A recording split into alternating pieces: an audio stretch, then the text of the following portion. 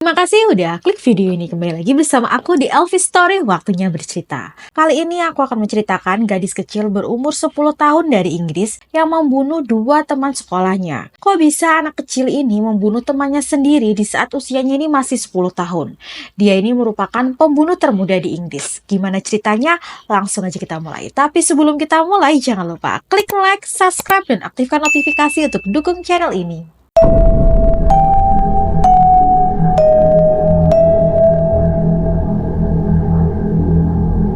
Ibu Mary Bell yang bernama Elizabeth Betty Bell adalah seorang PSK lokal yang sering tidak ada di rumah.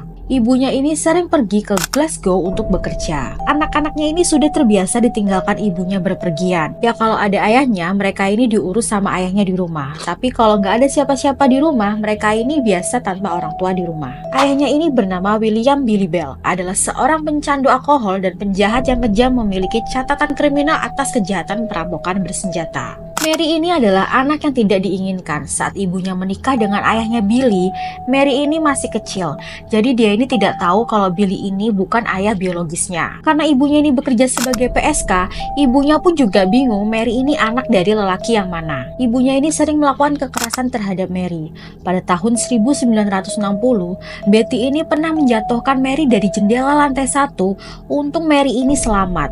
Selain itu, Betty juga pernah memberikan Mary ini pil tidur di saat usianya masih kecil. Dan parahnya lagi, gadis kecil ini juga pernah dijual ibunya ke kliennya untuk melakukan seks oral. Sebenarnya kasihan ya dengan gadis kecil ini harus menerima perilaku seperti itu dari ibunya sendiri. Apa mungkin karena dia ini dari kecil sudah menerima perilaku seperti itu, sehingga Mary ini kalau di rumah atau di sekolah ini sering menunjukkan tanda-tanda perilaku kayak memiliki gangguan mental. Suasana hati Mary ini sering berubah-ubah, yang dari ceria tiba-tiba berubah menjadi murung. Dia juga nih sering tiba-tiba mengompol parah.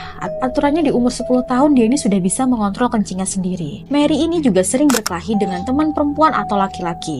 Bahkan parahnya lagi, temennya ini pernah sampai dicekik dong. Dan salah satu teman perempuannya ini juga pernah mulutnya ini dimasukin pasir oleh Mary yang menyebabkan temannya itu harus dibawa ke rumah sakit oleh orang tuanya. Karena Mary ini mempunyai perilaku seperti itu, makanya teman-teman seusianya takut dan tidak mau berteman dengan dia. Pada hari Sabtu 11 Mei 1968, ada seorang anak laki-laki berusia 3 tahun ditemukan dalam keadaan berdarah dan kebingungan. Kemudian dia ini bertemu dengan polisi di jalan dan memberitahu kepada polisi bahwa dia ini didorong oleh Mary sampai terjatuh yang menyebabkan kepalanya ini terluka parah. Setelah itu polisi ini menghampiri Mary. Kebetulan di situ tidak cuma ada Mary saja, melainkan ada temannya yang bernama Norma. Saat ditanyai polisi siapa yang mendorong anak laki-laki itu, di antara mereka berdua ini tidak ada yang mengaku. Karena tidak ada yang mengaku, polisi akhirnya memperingati Mary dan Norma agar tidak mengulanginya lagi. Di komplek rumah Mary ini ada perumahan yang terbengkalai dan lahan kosong yang sering digunakan untuk bermain anak-anak termasuk Mary. Pada 25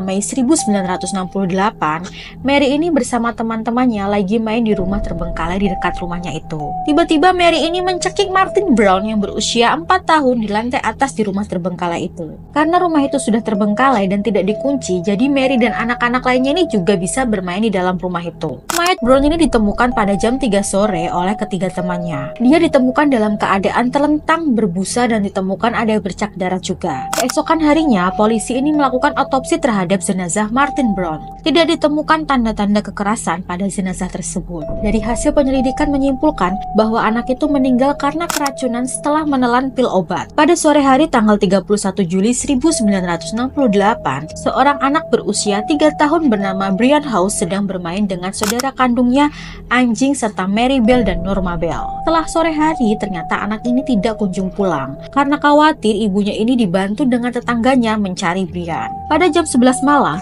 tim pencari ini menemukan jasad Brian di antara 2 blok beton besar di rumah terbengkalai itu. Setelah menemukan jasad anaknya, orang tua Brian ini pun melaporkan kejadian ini kepada polisi. Setelah polisi tiba, ditemukan luka memar di tubuh Brian dan goresan di lehernya. Dan ditemukan juga gunting patah tergeletak di dekat kakinya. Polisi juga menyimpulkan bahwa Brian ini meninggal karena dicekik dan dia telah meninggal selama 7 jam sebelum jasadnya ditemukan. Banyak luka tusuk di bagian kaki anak itu. Beberapa rambut juga dipotong. Dan parahnya lagi, alat kelaminnya ini juga dipotong sedikit. dan di perutnya ini juga ditemukan sayatan inisial M. Polisi juga menyimpulkan kalau pelakunya ini adalah anak-anak. Setelah penemuan jasad Brian Howe, lebih dari 100 detektif ditugaskan untuk melakukan investigasi. Karena sebelumnya ini juga ditemukan jasad Martin Brown di tempat itu. Karena itu, pihak kepolisian ini melakukan investigasi besar-besaran. Anak-anak di sekitar situ pun juga diinterogasi oleh detektif. Pada 1 Agustus, Mary Bell dan Norma Bell ini juga diinterogasi. Karena sebelum kematiannya, Brian ini diketahui sedang bermain bersama mereka.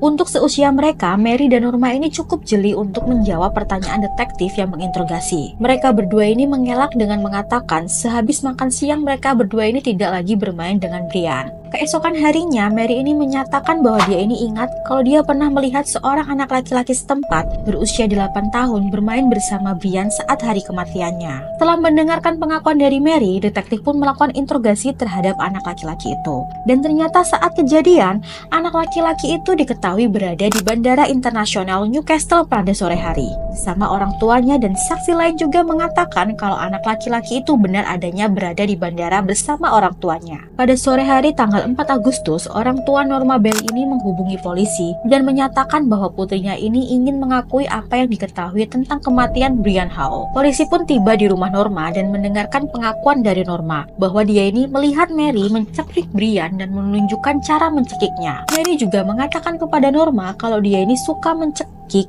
dia merasa puas kalau bisa mencekik orang. Setelah mendengarkan pengakuan dari Norma, polisi ini mengunjungi rumah Mary dan menginterogasinya lagi. Namun Mary ini kan anak yang cukup jeli, dia tetap konsisten mengelak kalau dia ini bukan pelakunya. Saat kejadian di TKP ini juga ditemukan benang baju yang berwarna sama dengan baju yang digunakan Mary dan Norma. Walau Mary ini mengelak, tapi mereka berdua ini tetap ditangkap oleh polisi. Kedua gadis ini secara resmi didakwa atas pembunuhan Brian Howe. Kemudian dua gadis ini menjalani evaluasi psikologis. Hasil tes tersebut mengungkapkan bahwa Norma ini mengalami keterlambatan intelektual dan merupakan sosok yang penurut dan mudah menunjukkan emosi. Sedangkan Mary adalah sosok yang cerdas namun licik, dan kadang-kadang Mary ini bersedia meskipun dia dengan cepat menjadi pemurung. Keempat psikiater yang memeriksa Mary ini menyimpulkan meskipun tidak menderita gangguan mental, dia ini menderita gangguan kepribadian psikopat. Makanya Mary ini sering manipulasi, mengeluh, menindas, melarikan diri atau suka melakukan kekerasan. Setelah menjalani sidang beberapa kali,